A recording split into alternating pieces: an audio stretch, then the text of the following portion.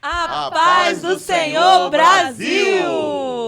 Meu nome é Larissa Couto, nós somos aqui da Assembleia de Deus, Marcas do Evangelho em Cariacica, Espírito Santo, e hoje eu estou acompanhada desses professores aqui da EBD dos Jovens, e eu vou pedir para eles se apresentarem para a gente começar mais uma lição. Ótimo, pode começar comigo? Claro. Então vamos lá, eu sou o pastor Gideão, né, e congrego aqui na Marca do Evangelho, e estou assim muito entusiasmado com essa lição de hoje sobre casamento, hein? Eu sou Elizabeth, esposa do pastor Gideão, e estou muito animada também para participar desta aula dos jovens. Para quem não sabe, gente, eles são os meus pais. Não isso parece aí. muito não, mas eles são meus pais. E eu me chamo Tainara, eu sou professora da Escola Bíblica Dominical aqui da igreja, sou secretária da igreja também, né, Larissa? E antes da gente iniciar, eu quero pedir para você dar um like nesse vídeo, fazer um comentário, interagir no chat, coloca aí a sua presença. Se você é um visitante, seja muito bem-vindo. É um prazer ter você aqui no nosso canal. Coloque seu nome no chat, coloque nos comentários de onde que você é. Nós gostaríamos muito de te conhecer. E sem mais delongas, então bora para a aula?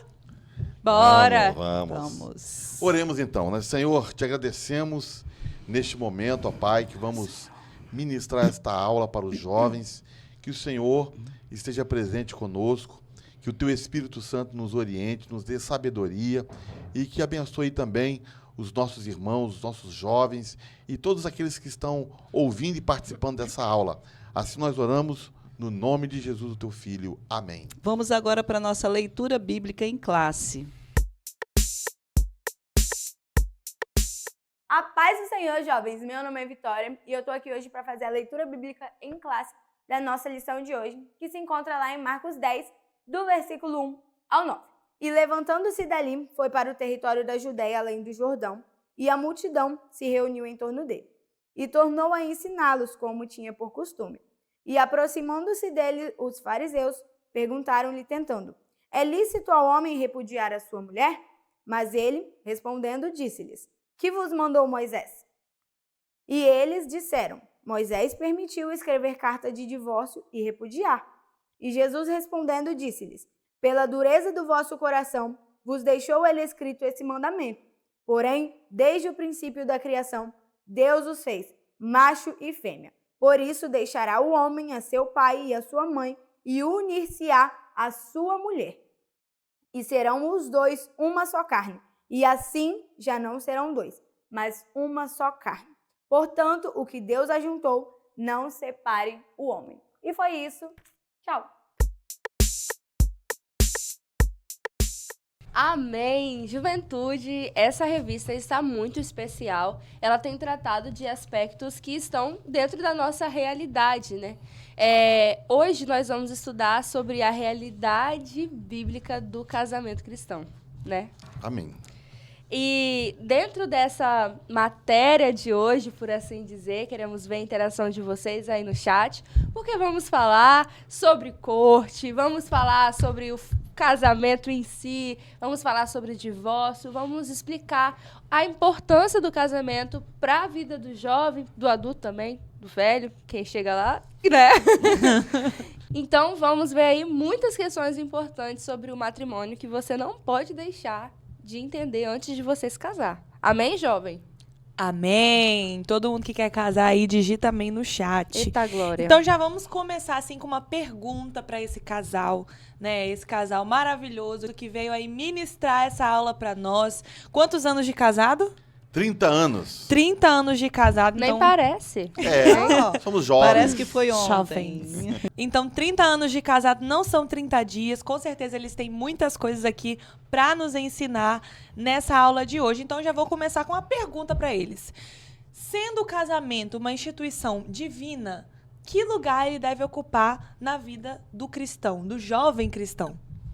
Vamos lá. O casamento é uma das instituições mais valorizadas pela fé cristã, né? E assim, o casamento é algo tão significativo, ele é tão importante, que depois da conversão, o casamento é a decisão mais importante que alguém pode tomar. Uau. Né? Então, nós estamos aqui com duas jovens que estão conosco aqui, a Larissa e a Tainara, né? E certamente vocês já tomaram a decisão de vocês por Cristo, já se converteram. Sim. Ok? Amém. Então, a próxima decisão mais importante que vocês vão tomar depois da conversão é a decisão do casamento. Né? Então, veja como o casamento é importante, né, para a vida cristã. O próprio Deus instituiu o casamento. O casamento é uma coisa assim, vamos pensar assim, talhada pelas mãos do próprio Deus. Uau! Ele criou o casamento, é invenção de Deus, é coisa da mente de Deus. E tudo que Deus pensa, tudo que Deus cria é Perfeito, maravilhoso, é perfeito, né?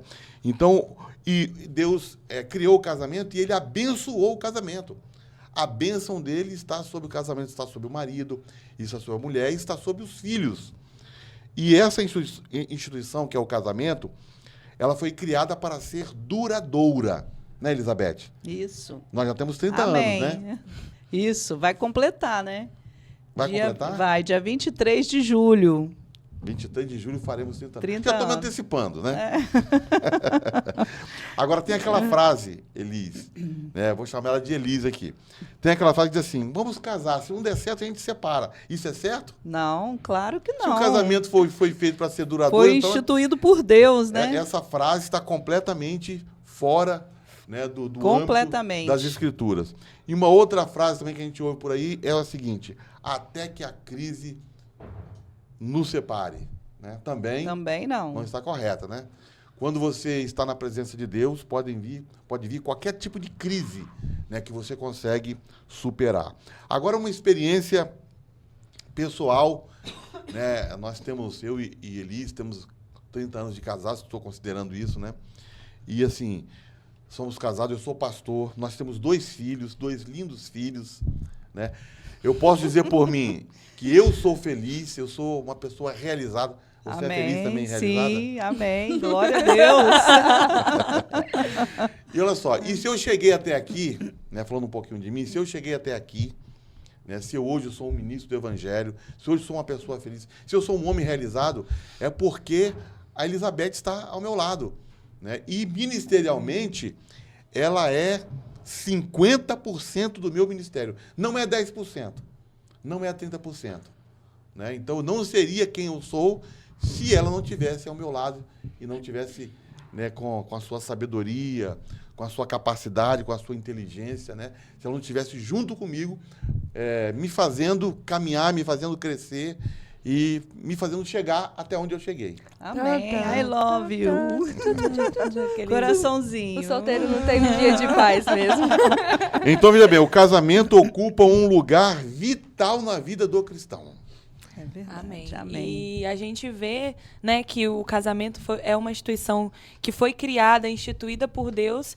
E como é algo criado por Deus, o diabo tem os seus planos, tem as suas artimanhas para poder combater isso, né? Então, nesses últimos dias, nós temos visto muitas armadilhas, muitos planos do diabo para destruir o casamento, para destruir a família, para banalizar o projeto divino do casamento, né? Um bombardeio do inferno. De todos os lados, nós vemos o casamento sendo bombardeado. De todos os lados, a gente vê pessoas não mais apoiando as relações heterossexuais, monogâmicas, instituídas pelo casamento. Então, a gente vê ideologia de gênero, por exemplo, entrando, né, dentro das mentes, dentro das escolas. E essas ideologias, elas vêm como algo para ir contra o que diz a palavra de Deus. Não é possível a gente conseguir conciliar ideologias como essa com o padrão bíblico de casamento, né? Ideologias do mundo sobre casamento com a verdade da palavra de Deus. A gente vive numa realidade em que o jovem, ele encontra-se completamente perdido, sem um norte, né? O pastor Gideão e a Elizabeth, para quem não sabe, eles trabalham com adolescentes e jovens, eles estão presentes na escola. E hoje em dia, você dizer casamento é algo que assusta. O jovem não tem mais se planejado para isso, não tem mais pensado nisso. É claro que no meio cristão, a gente sabe dos princípios da palavra de Deus, isso é preconizado, isso é enfatizado? Sim, mas no mundo não. E a realidade é que o mundo não tem mais tocado neste assunto, o mundo não tem dado valor porque a igreja perdeu o sal. Começou com a gente. Então, jovem, a lição de hoje vai ser crucial para o nosso posicionamento, não só na igreja, mas nos nossos celulares, nas nossas faculdades, no nosso trabalho. Porque a forma como a gente enxerga o casamento e espera o casamento não é dita aqui em aula apenas pelos professores, mas ela é vivida por você todos os dias.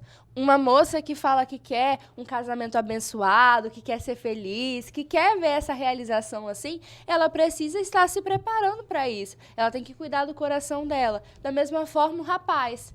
E é triste a gente ver, né, pastor Gideão, uma coisa que não era tão comum, mas hoje em dia tem se tornado muito comum dentro das igrejas, são os divórcios. Divórcios. A própria palavra de Deus diz, né, que o divórcio só existe, e não é uma coisa do nosso tempo, não. Existe há milênios, né? Por causa da dureza do coração das pessoas, né? É verdade. Inclusive, Tainara, a gente falou aqui no início, né, que o casamento é uma ideia de Deus. Deus criou o casamento. Se Deus criou o casamento e o divórcio, ele vem justamente combater o casamento, então o divórcio nasce onde? Né? Do coração de Satanás. Né? Só pode, né? E a Bíblia fala em Malaquias, capítulo 2, versículo 16, né, o Senhor falando o seguinte: eu odeio o divórcio.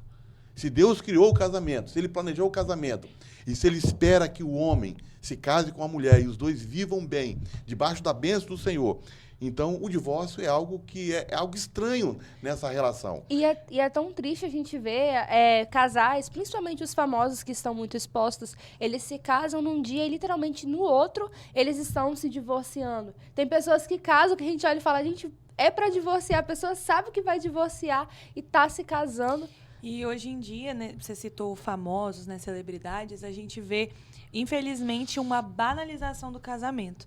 Né? Ultimamente, eu vi, né, na internet algumas declarações, né, de pessoas famosas assim, falando coisas absurdas sobre o casamento. Coisas que envolvem adultério, né? Mas, qual o problema, né, de um Vale Night? Qual é o problema de eu me interessar, me sentir atraída por uma outra pessoa? Pessoas falando coisas assim, asquerosas em relação ao casamento, pessoas que são casadas, mas que demonstram viver uma vida promíscua dentro do casamento. E os seus cônjuges estão apoiando isso, estão também juntamente no meio dessa promiscuidade. Então, são os valores completamente invertidos. Corrompidos. E você abre o Instagram e você vê, enfim, aparecem algumas sugestões de vídeos que vêm com músicas mundanas. E quando você vai ouvir a música top, o auge, né? Eu traio você, não é errado a gente se amar, não é errado a gente ser feliz. E o que é que tem se você é casado? Tipo assim... Amante é melhor. Não me julgue porque eu sou amante. É uma romantização da depravação, é uma romantização da quebra de matrimônio. Infidelidade, sexo Sim. sem compromisso. Né? Sim. Tudo que a lição diz mesmo, né? É verdade. Relações que são líquidas, né? Morar junto, pornografia. O mundo hoje, nas mídias, nas músicas, nos filmes, nas séries, é um bombardeio de imoralidades relacionadas ao casamento, a relacionamentos. Porque esse é o assunto que mais bomba em qualquer mídia que você for acessar, né? É verdade. E aí, eu vou parafrasear, então, Malaquias 2,16, que quando Deus fala, eu odeio o divórcio, Deus deve estar pensando, eu odeio isso tudo aí que vocês estão falando. Pornografia, adultério, infidelidade, né, o sexo sem compromisso. Ele odeia tudo isso. Por quê? Porque Deus é o Deus da aliança. Né? Nossa. Deus é o Deus da aliança. Então, se ele é o Deus da aliança, ele não pode compactuar com nada disso que nós estamos vivendo, né, nessa sociedade. Pastor, eu acho incrível, porque o casamento é uma promessa que você fez para Elizabeth, mas foi feita diante de Deus, Sim. sabe? É Deus quem selou essa união. Então as pessoas pegam aquilo que foi feito diante de Deus e tratam como se não fosse nada. A Isso palavra delas não vale de nada mais, né? Porque quando você se casa, você faz um voto. Sim. E esse voto é a sua palavra diante de Deus e diante dos homens de que você vai se comprometer com aquela pessoa. E as pessoas hoje em dia casam, a palavra não vale de nada mais. Porque elas não dão mais valor a isso, elas não entendem isso como algo sério, como algo, uma aliança. É verdade. Aquele juramento, aquela promessa, né, que é feita no altar diante de um ministro do Evangelho e diante de testemunho e diante de Deus, dizendo, né, que eu vou cuidar de você na doença, na saúde, na alegria, na tristeza, na crise financeira, na pobreza. Então, esse tipo de juramento até que a crise o separe, não. Né, os homens não estão mais se importando, né, com isso. E o que tem modulado o pensamento dos cristãos hoje em dia, visto que tem uma taxa muito grande de divórcio entre os cristãos, com certeza não é a palavra de Deus, porque a palavra de Deus vai contra tudo isso. Sim. Então, o que tem alimentado a nossa alma, a nossa expectativa em relação ao casamento? A gente conversando certo dia, né, Larissa? Os filmes de romance, eles são fofinhos, envolventes, mas as verdades que eles carregam por trás deles, que entram no nosso subconsciente, elas são muito perigosas. Porque é uma pessoa que está num casamento bom, num casamento feliz, está tudo bem. Ai, mas aquela paixão. E aí larga tudo por isso. E aí o filme não mostra o filho que ficou depressivo por conta do divórcio dos pais, não mostra a dificuldade financeira que a pessoa tem, as crises emocionais, familiares que eles vão passar. O filme só passa o pai, a paixão, que é beleza. Indo viver a paixão, E né? isso molda, infelizmente, isso acaba moldando os nossos pensamentos Com quando certeza. nós se deixamos levar por essas coisas, né? Por isso que muitas pessoas se frustram em seus relacionamentos porque criaram uma ideia irreal do que é um relacionamento. E essa lição hoje, ela está trazendo a realidade bíblica do casamento, né? Então, vocês, jovens, podem transformar essa realidade, porque nós somos sal da terra e luz do mundo, né? Então, aonde, no contexto que vocês estão inseridos, vocês podem ter firmados, né, essa ideia de que o casamento é uma aliança que foi constituída e foi idealizada pelo próprio Deus. Então, os jovens, a Bíblia diz, né, em Gênesis 2:18, que e disse o Senhor Deus, não é bom que o homem esteja só. Far-lhe-ei uma ajudadora idônea para ele. Então, o homem foi criado como um ser social, não para ficar sozinho. Ele foi criado para ter uma companheira matrimonial. E o homem também não foi criado para o celibato, né? Não é bom, Deus disse, não é bom que o homem esteja só. Glória a Deus. E o homem também, ele precisa de alguém para interagir. Não só, né, um ser superior, que é Deus, mas também alguém igual a ele, uma companheira com que possa se relacionar. E é interessante, né, Betinha, que assim, Deus, ele conversava com Adão todos os dias. E não é que a presença de Deus não seja suficiente na nossa vida, mas Deus conhece das nossas necessidades, né? Sim. Então, ele cria a mulher. Gente, parou para pensar? Ajudadora, né? Auxiliadora. Sim, nós somos muito privilegiadas, somos Verdade. criadas pelo próprio Deus com um propósito incrível. E dentro do casamento, as mulheres precisam entender que elas têm funções estabelecidas. Infelizmente, né, o feminismo veio colocar na nossa cabeça que homens e mulheres são iguais e não são. O feminismo veio colocar na nossa cabeça que as mulheres não têm que desempenhar uma função dentro de casa. E isso é mentira. Nós temos funções, assim como o homem tem as suas funções, os seus encargos. E é incrível a gente perceber o quanto que nós, olhando para a Escritura, podemos crescer como mulheres, né? Verdade. Agora, Tainara, você falou sobre a questão dos papéis, né? É importante também o que diz Provérbios, capítulo 12, verso 4, que diz assim, a mulher virtuosa é a coroa do seu marido. Gostaria de pensar um pouquinho sobre isso aí, porque a gente coloca de uma maneira assim bem clássica que o homem é o cabeça, né? A Bíblia diz isso. Né? O homem é o cabeça do lar, Jesus é o cabeça do homem. As pessoas falam, o homem é o cabeça, a mulher é o pescoço. O homem é o pescoço. Mas assim, diretora, né? gente. Então, quer dizer, a mulher, o pescoço é muito pouco para a mulher. Porque a palavra de Deus diz em Provérbios 12:4 que a mulher é a coroa do marido. Uau! E a coroa está onde? Qual a posição da coroa? Na cabeça. Coisa Sobre a linda. cabeça. Sim. Então a mulher não é pescoço. A mulher não é pescoço. A mulher é coroa. Uau. É o brilho Sim. na cabeça, né, do varão, vamos dizer assim, né? Então diz, a mulher virtuosa é a coroa do marido, mas o que o envergonha é como podridão de seus ossos. A mulher pode ser, ela pode ser a coroa, mas ela pode ser também a podridão dos ossos do homem.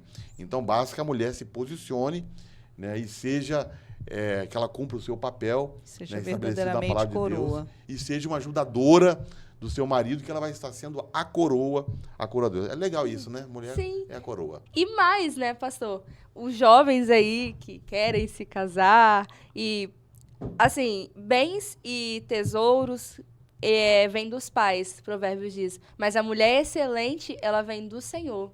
Olha, Por isso que Provérbios também diz, mulher virtuosa, quem achará? Seu valor excede muitos rubins, né? Então, assim, meninos, orem e busquem em Deus uma esposa virtuosa para vocês. Não pela beleza, a estética, porque Provérbios também diz que vã é a aparência e a formosura, mas a mulher que teme ao Senhor, essa será louvada. glória Então, a Deus. busque uma mulher que teme ao Senhor, que vai te ajudar, como a irmã Elizabeth ajuda o pastor Gideão em seu ministério, na educação de seus filhos. 50% do meu ministério, sempre fiz isso.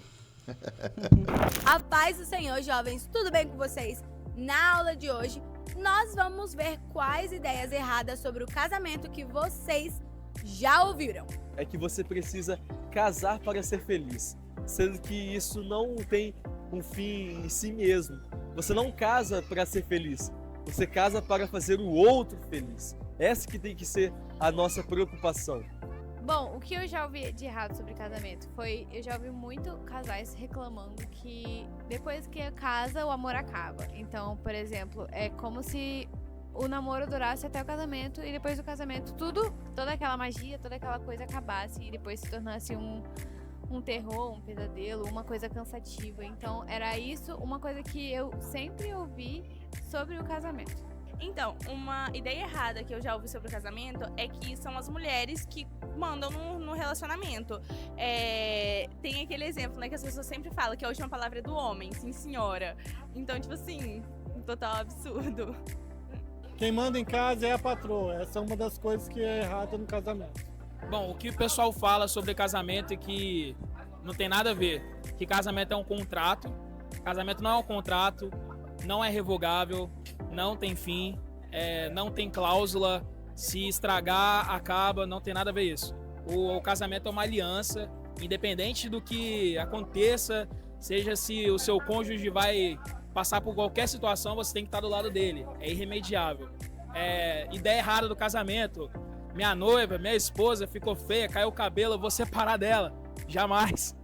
Minha esposa engordou, minha esposa ficou magra demais, eu vou separar dela. Nunca, jamais. É incondicional, vou amar ela do jeito que ela tiver, do jeito que ela for.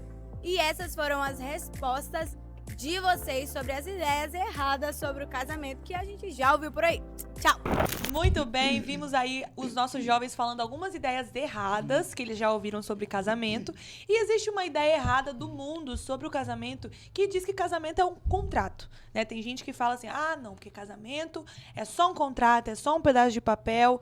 Mas e aí, afinal, casamento é um contrato ou é uma aliança?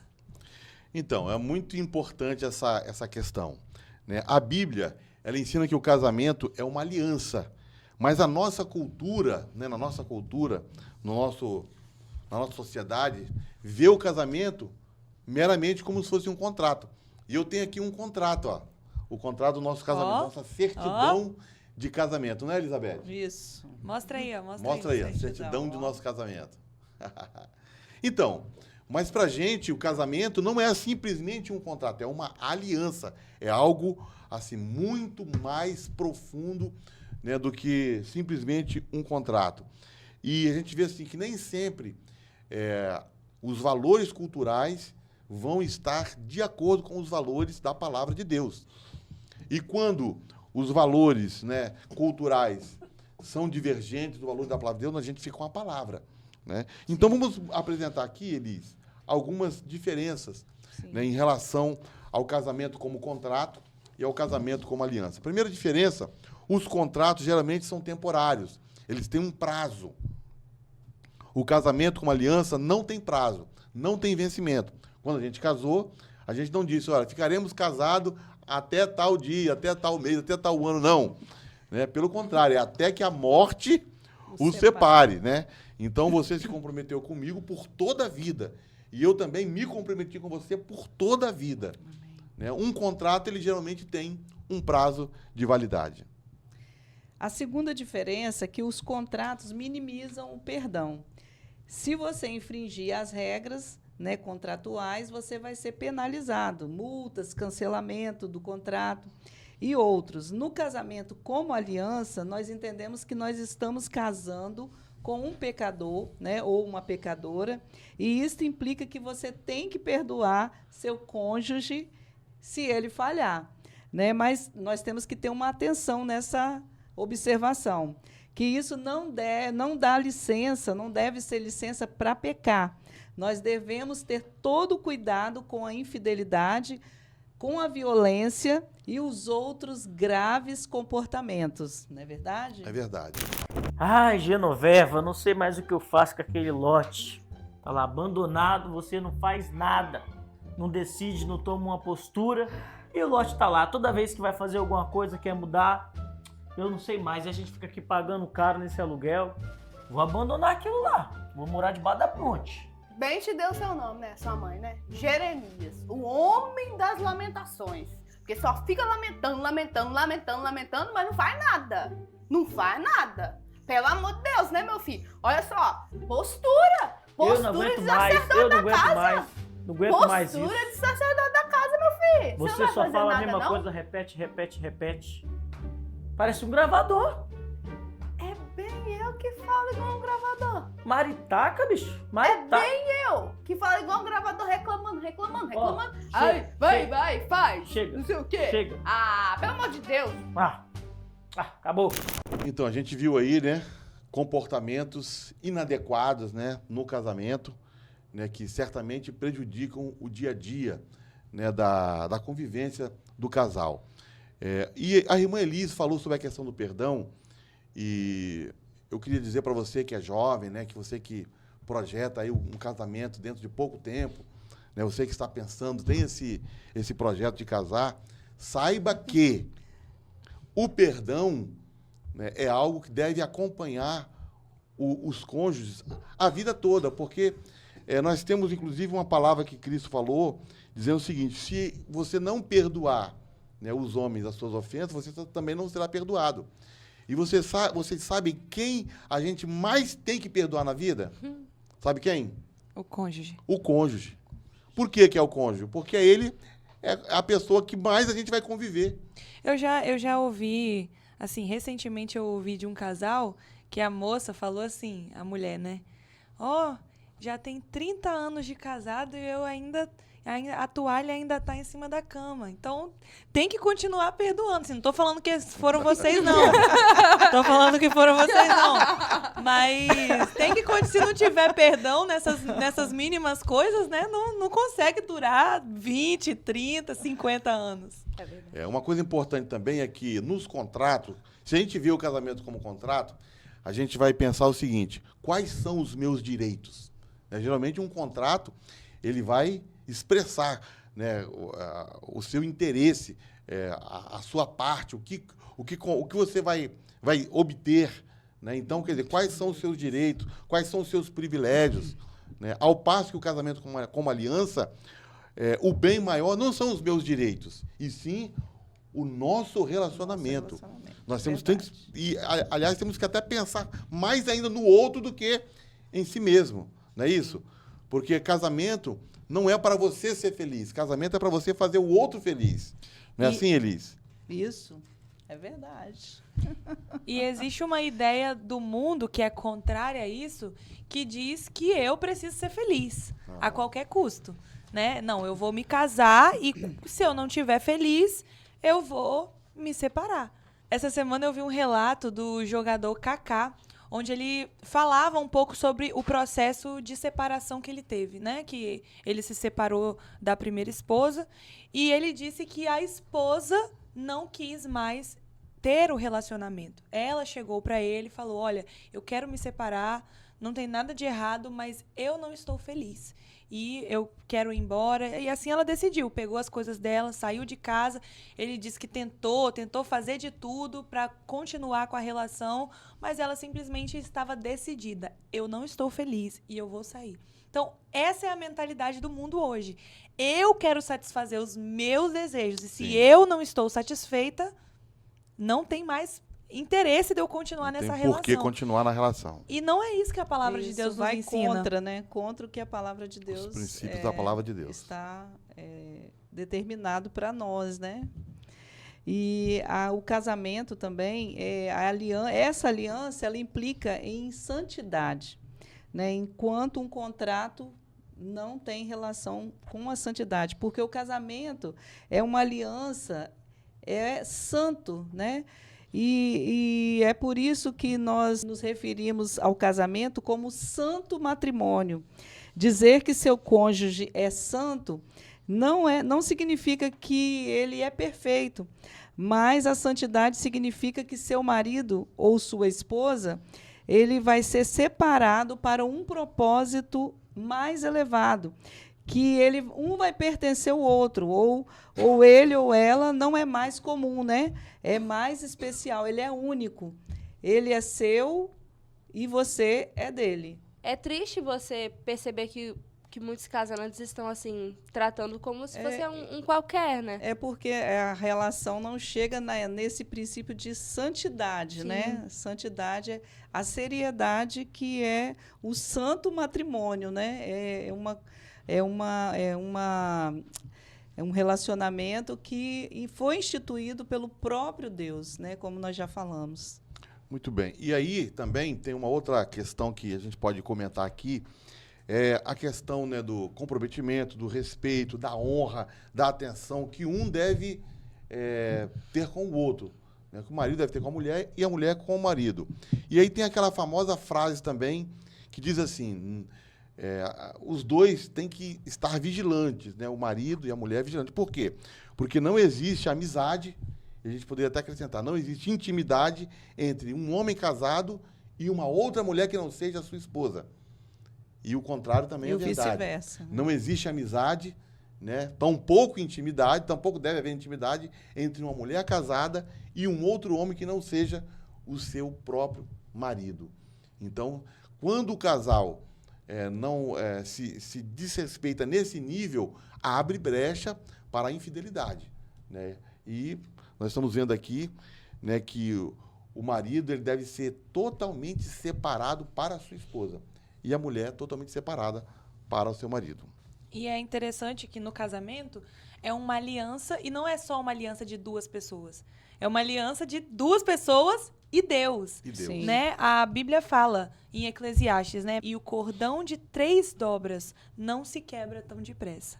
Né? Essa referência que Eclesiastes faz, que o cordão de 3 dobras, as duas pessoas e o Senhor. Quem é então a terceira dobra? A terceira dobra é Deus. Oh, glória. Né? E essa união, quando tem Deus como centro, ele não se quebra facilmente. Amém. Amém. Então, nós precisamos, como cristãos, reiterar que essa união não é uma união qualquer. Ela é instituída, é na presença de Deus e é para agradar ao Senhor. Amém. E agora nós temos algumas perguntas com o nosso pastor. Vamos lá? Olá, jovens. Vamos pensar um pouco sobre corte e namoro. Quando a gente olha para as Escrituras, a gente não tem uma ideia na Bíblia de namoro. Namoro é uma vertente moderna. E a vertente moderna, o namoro é um preparo, nem deveria ser um preparo, mas não é.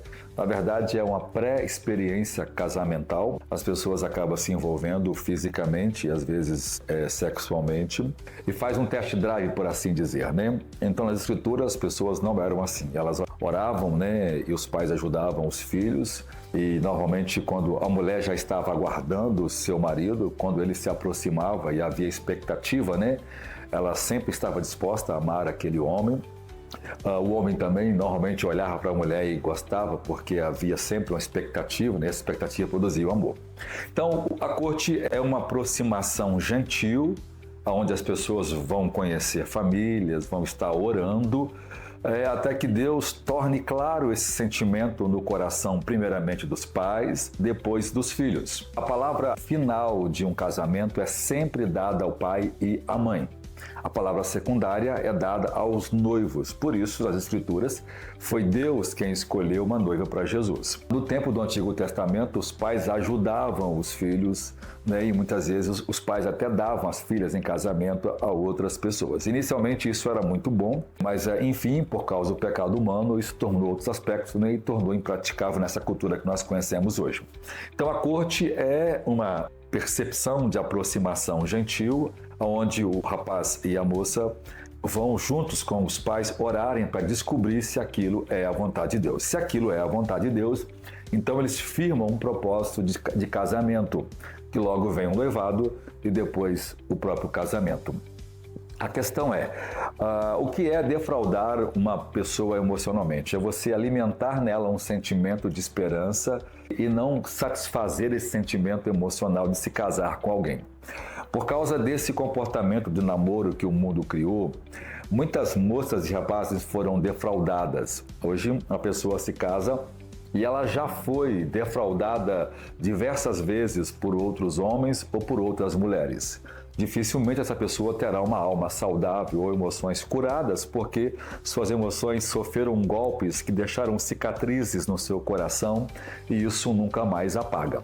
Então, defraudar alguém é você provocar uma ânsia, um desejo no coração de uma pessoa e ele não ser satisfeito, não ser correspondido com o casamento, com uma vida a dois. Por isso, a corte é uma forma de você se preservar espiritualmente, emocionalmente e evitar de casar com a pessoa errada.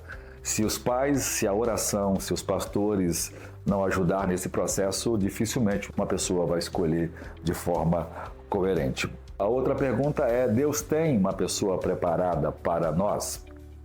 Essa é uma verdade que a gente precisa pensar, né? Se você orar e pedir a Deus uma esposa, Deus preparará uma pessoa para você. Não quer dizer que só há no universo uma única pessoa com a qual você pode se casar. Há tantas outras pessoas que você pode se casar e ser feliz. A questão está em Deus preparar uma pessoa para você. Por quê?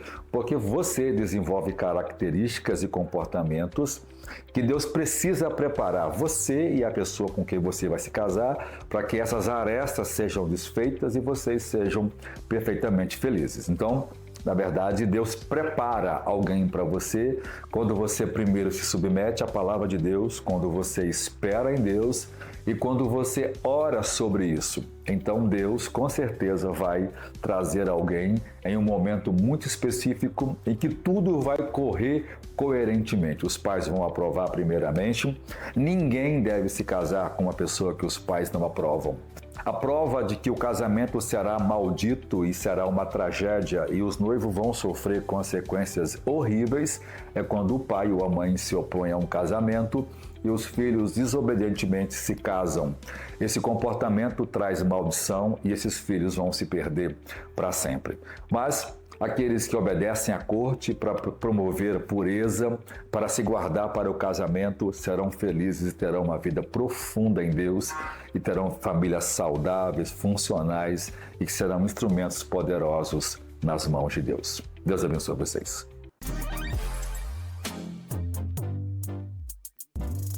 Muito obrigada, pastor, por responder aí as nossas dúvidas. Com certeza o chat está bombando, fervilhando nesse momento. São dúvidas que todos nós temos.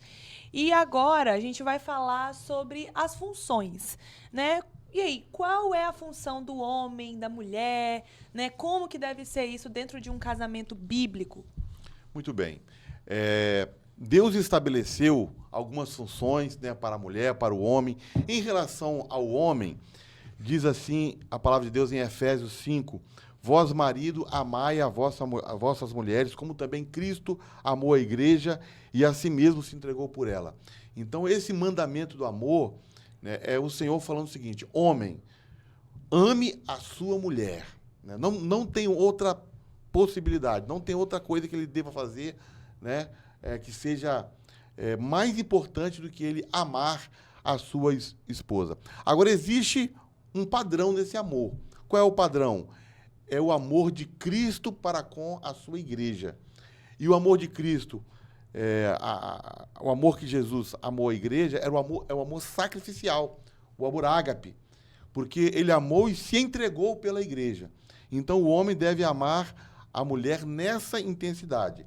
E aí eu falo, né, para Elis, Larissa, Tainara e vocês, mulheres, né, jovens que estão aí também, não aceitem outro tipo de amor que não seja esse amor aqui, o amor ágape, né, aquele amor que se entrega, aquele amor que é sacrificial. O homem precisa amar a mulher com esse amor. Outra coisa também é o homem proteger a sua esposa e o seu lar, né? Então, cabe ao homem proteger a esposa e prover o que for necessário, né, para que ela se sinta protegida, para que ela se sinta bem.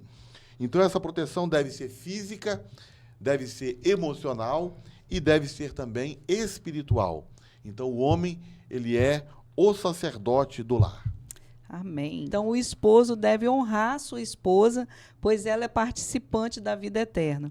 E ele falou sobre proteção, e a mulher também deve honrar o seu marido, respeitando e sendo submissa.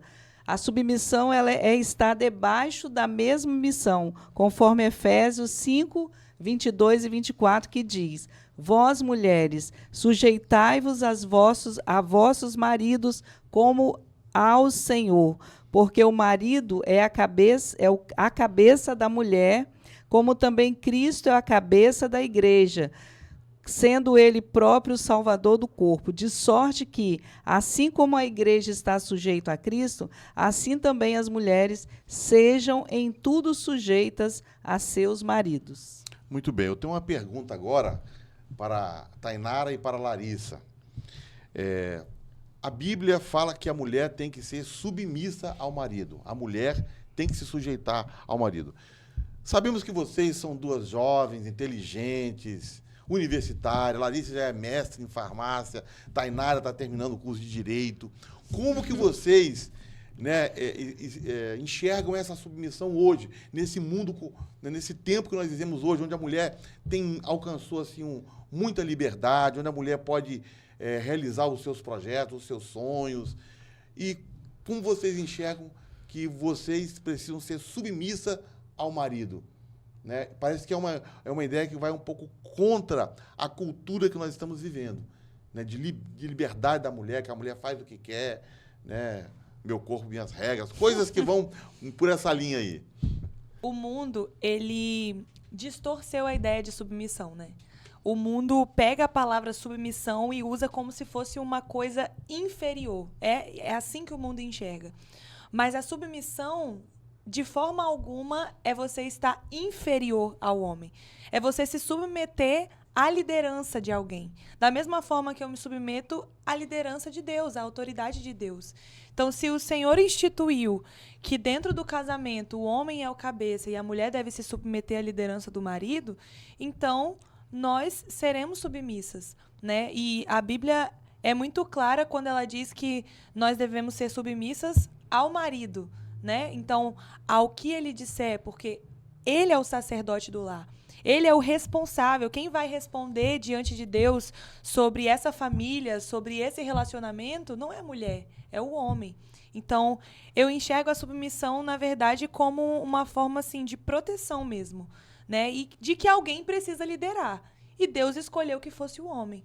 Então, cabe a nós honrar e respeitar, né, os nossos futuros maridos, porque a submissão, né, como eu falei, ela não é para diminuir a mulher, é para dar uma função.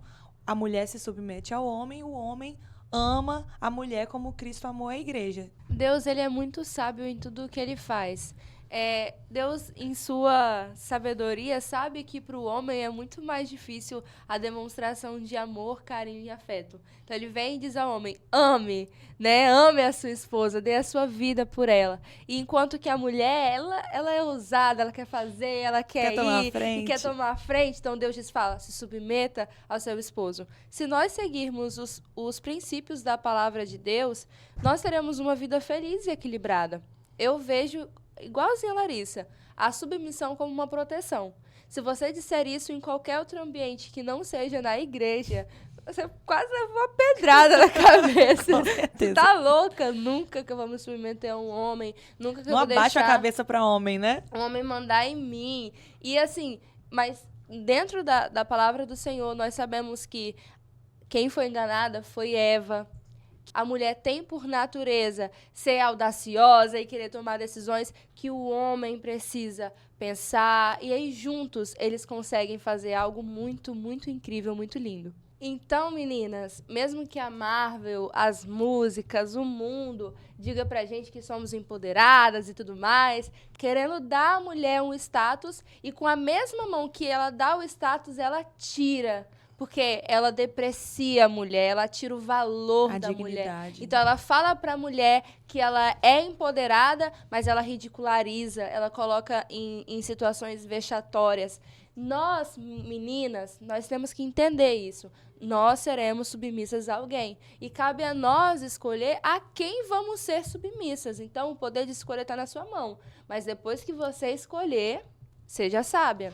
Se submeta. Então, escolha com sabedoria. Então, olha para essa pessoa que você gosta, que é o seu crush aí, e fala, essa pessoa tem a capacidade de me liderar emocionalmente, espiritualmente, financeiramente, ele está preparado para isso, porque é ele que você vai ter que se submeter. Eu queria fazer 3 comentários aqui sobre o que as irmãs falaram, né? Não sobre o que elas falaram, mas sobre esse assunto. Primeiro, né, tanto o homem como a mulher, o marido e mulher, devem ser submissos a Cristo. Sim. Né? Então, a mulher tem que se submeter ao homem, mas o marido tem que se submeter a Cristo. Então, todos devem estar sob submissão a Cristo. Segundo, a mulher não deve se submeter a todos os homens, é ao marido. Né? Então, ela é submissa ao marido. E só ao marido. Não tem que, como diz o outro, abaixar a cabeça para os outros homens. Não, não é isso que a Bíblia está colocando. Né? E outra coisa, a regra não é a mulher ser submissa na sociedade, né? Se apresentar de maneira inferior na sociedade. Não, em qualquer lugar que a mulher esteja, ela tem o seu valor, tem a sua importância. No lar é que ela é submissa ao marido, em outros locais, não. Ela tem a mesma dignidade do homem, ela tem a mesma capacidade do homem, e ela tem que, nesse aspecto, lutar e brigar, sim, pelos seus direitos, né? Seus direitos como pessoa, né? Então, isso é importante. Agora, as irmãs falaram aí sobre a questão dos meninos, né? E agora eu também me dirijo aos rapazes. Como você vai escolher a sua futura esposa, sua costelinha. Agora você tem que olhar o seguinte. Ungida. Essa pessoa que você está, né, pensando, olhando, né, é alguém que realmente vai ser submissa a você? Então, você tem que pensar sobre isso. Você tem que, né, passar e sair num crivo, num filtro. Pense assim, ela é submissa ao pai dela, ela é submissa à mãe, ela é uma jovem obediente em casa, né? Ela está disposta a ajudar, ela ajuda. Então, se a resposta for sim, certamente você está no caminho certo. A pessoa, ela vai ser submissa a você, ela vai ser uma ajudadora, ela vai ser alguém que vai agregar na sua casa, vai construir, né, vai edificar o seu lar. Então, você tem que, né, buscar dessa forma. Agora, uma pergunta que não é uma pegadinha, hein? Para todos vocês aqui. O que é mais fácil? O homem amar a mulher com amor sacrificial, como Cristo amou a igreja, ou a mulher se submeter ao marido, como ao Senhor? O que é mais fácil? Eu acho que o homem amar... Mais fácil? O que é mais fácil? Acho que é submeter. Acho que submeter é mais fácil do que amar como Cristo amou. Que Cristo amou, difícil, hein? Ele amou tudo, né? Ele amou tudo. Elas acham que é mais fácil o papel da mulher do que do homem. Olha, eu também tenho a minha opinião. Eu acho que os dois são fáceis quando você tem o Espírito Santo controlando a sua vida. Glória a Deus. Se o Espírito Santo está controlando a sua vida, né, Não tem nada difícil. Você pode se submeter e você consegue amar como Cristo amou a igreja. Amém. Amém. Então agora nós vamos para as nossas ofertas. É um momento separado para a gente ofertar. Tá aparecendo aqui embaixo os meios para você fazer isso. E nós temos também a campanha dos 1000 valentes aqui na nossa igreja. É uma campanha que nós fazemos para adquirir esse espaço maravilhoso que fica aqui em Campo Grande, Cariacica, Espírito Santo. É um local amplo onde a gente tem espaço de campo, tem muitos espaços para realizar nossas atividades evangelísticas com crianças. Então você pode ser um valente, um missionário nessa obra, ajudando a gente, contribuindo aí com o seu voto. Ele abriu mão de sua glória, sangrou no madeiro por mim, me conectou, salvou e curou. Ele me deu um destino, uma capa, um pouco de vinho. Ele me deu são, cajado e pão. Pôs um anel em meu dedo e me tirou o medo. Novas sandálias pra suportar o ide. Pôs um anel em meu dedo e me tirou o medo. Novas sandálias e disse: vai.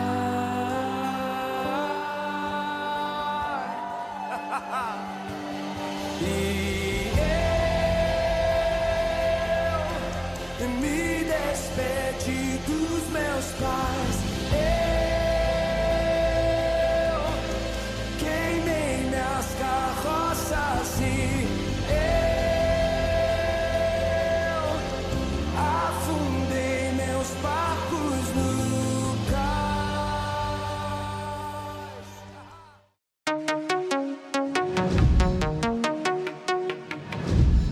E aí, jovens, tudo bem com vocês? Estamos aqui agora para o nosso momento que você já sabe. Se eu estou aqui, é porque vamos agora para o nosso momento do quiz, onde vamos ver se você realmente aprendeu o conteúdo dessa aula. E pelo assunto dessa aula, com certeza, todo mundo prestou muita atenção. É um assunto bem comentado, mas amém.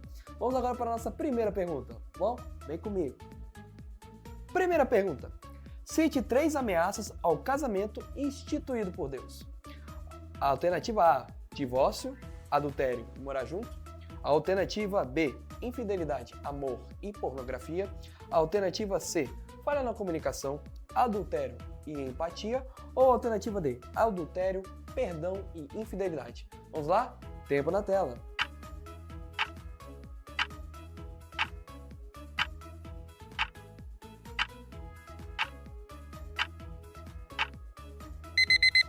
E acabou o nosso tempo e a resposta certa para essa pergunta, com certeza, é a alternativa A. Divórcio, adultério e morar junto. Segunda pergunta. Como o casamento pode ser encerrado? Alternativa A. Se um dos cônjuges manifestar desejo pela separação.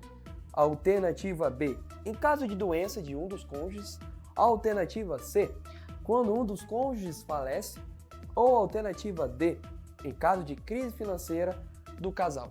Vamos lá mais uma vez. Tempo na tela.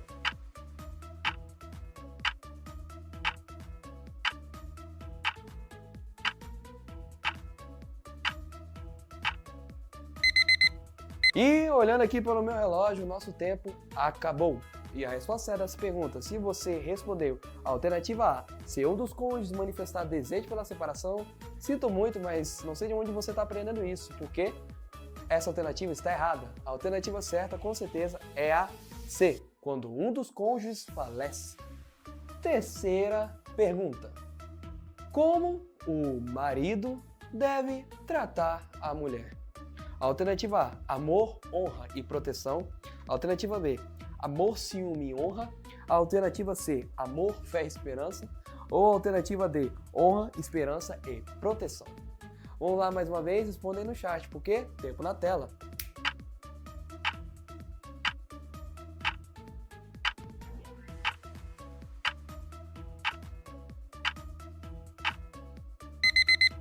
E espero que tenha respondido aí no chat, porque o nosso tempo acabou.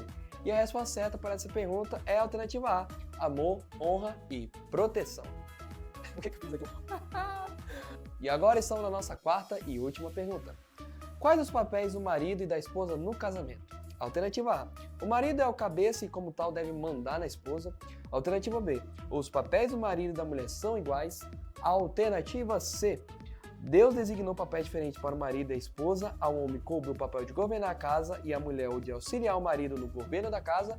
Ou alternativa D: Deus não estabeleceu papéis no casamento. Vamos lá? Pela última vez, tempo na tela.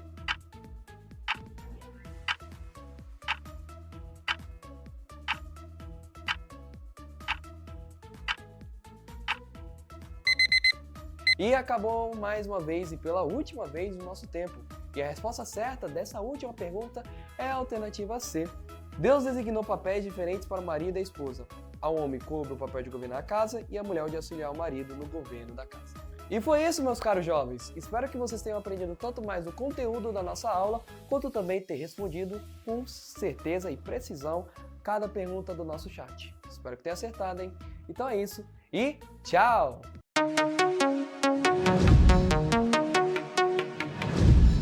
Muito obrigada a cada um de vocês que ofertaram nessa manhã. Saiba que a sua oferta ajuda com que esse trabalho ele avance. E vocês que participaram do quiz, espero que vocês tenham acertado todas as questões, se não todas, muitas questões. E chegamos ao momento final, né? Hora de dar tchau. Uma conversa que a gente poderia ficar aqui por muitos muito tempo ainda. De tão precioso que é esse assunto, né, pastor Gideão? Verdade.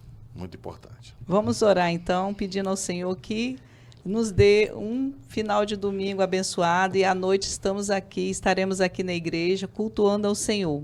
Senhor, nós te agradecemos por mais esta aula, Pai, que trouxe, Pai, esclarecimentos para cada jovem que está aqui, Senhor.